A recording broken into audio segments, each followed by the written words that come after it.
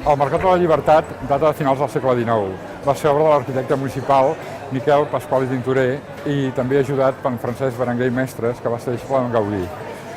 És un edifici que està catalogat dins el patrimoni històric artístic de la ciutat de Barcelona i com a tal això ha sigut tingut en compte per la seva rehabilitació i reestructuració total.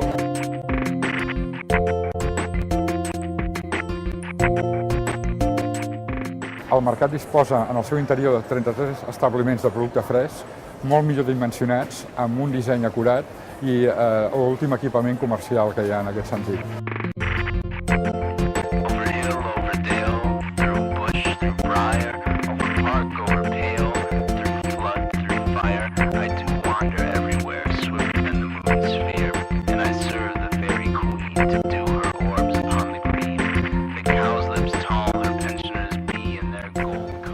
Amb la intervenció s'ha passat de 2.200 a 4.400 metres quadrats de superfície construïda, bàsicament amb la creació d'aquesta nova planta logística que està en un soterrani menys 1.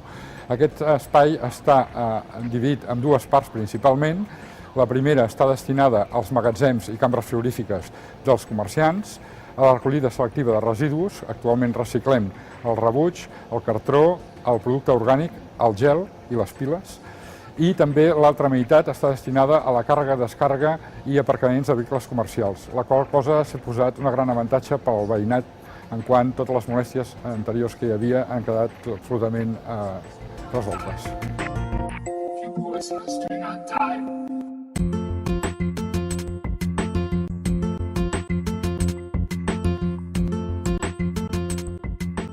Bueno, de entrada la verdura y la fruta sabe a algo, porque en los supermercados cuesta un poco de encontrar cosas buenas.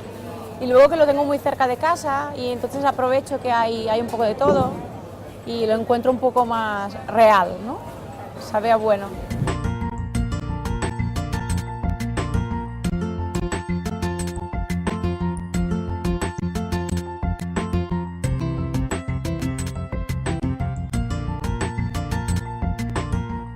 Molt més net, molt més ampli, les parades totes noves, tot maco, tot reformat, el súper que ens acompanya i vull dir, tot en general és més nou, més il·luminació, tot són millores.